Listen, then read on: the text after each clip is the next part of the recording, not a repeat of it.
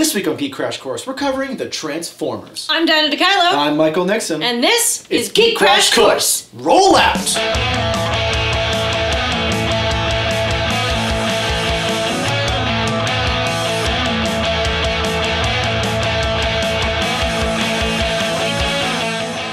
The Transformers began in 1984 as a toy line. To create a backstory for the toys, a comic series by Marvel was created. Soon after, the classic cartoon series started, giving us the first in-motion adventures of the robots in disguise and launching the franchise. The series generally focuses on two warring factions of robots, the heroic Autobots and the evil Decepticons, two sides of a civil war that began on their home planet, Cybertron. The Transformers get their name because they can transform into a variety of forms like vehicles, weapons, and even animals. Generally, the Autobots are led by Optimus Prime. Prime usually transforms into a tractor-trailer. A contrast to this is the evil Megatron, leader of the Decepticons, who has taken on a variety of shapes over the course of the franchise, ranging from a pistol to a tank to an alien fighter jet. Whatever their shape, the two sides battle, often with Earth caught in the middle. The original Transformers comics by Marvel actually took place in the Marvel Universe. Spider-Man even guest starred in Transformers #3. No matter the entry in the franchise you're looking at, there are generally some common elements in the story that you'll come across. Like character names. Character names tend to recur. Examples include Autobots like Bumblebee, Prowl, and Ultra Magnus, and Decepticons like Starscream, Shockwave, and Soundwave. Human friends. From the first series, the Autobots tend to make friends with humans. In the first series, it was Spike Witwicky and his father, Sparkplug. I'm not kidding. This is continued into modern series with human partners for the Autobots in series like Transformers Animated and Transformers Prime.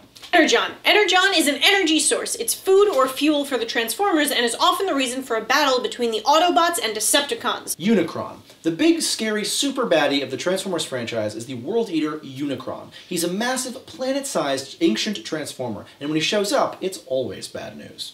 Optimus dies. In whatever part of the franchise you're enjoying, more often than not, Optimus will make the ultimate sacrifice and die.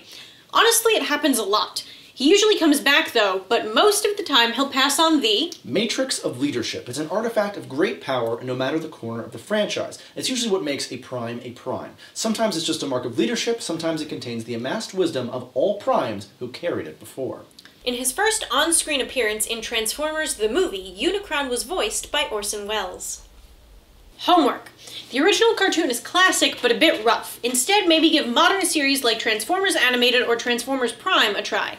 The 90s era CGI series Beast Wars was a show that brought a lot of people into the franchise. It's also a big love letter to the classic show and is definitely worth a shot. The first and third Michael Bay films are big, explosive, ridiculous fun. Give them a shot. You can definitely avoid the second film in that series, Revenge of the Fallen, though. It's entirely skippable and mostly terrible. Similarly, the sequel to Beast Wars, Beast Machines, does not live up to the original. Other series like Robots in Disguise and the Armada Energon Cybertron trilogy of shows are strictly a mileage-may-vary affair. Peter Cullen, who voiced Optimus Prime in the original cartoon, the live-action films, and the currently running Transformers Prime series, was also the voice of the Predator in the original film, as well as the voice of Eeyore in the Winnie the Pooh films from the 1990s to the late 2000s.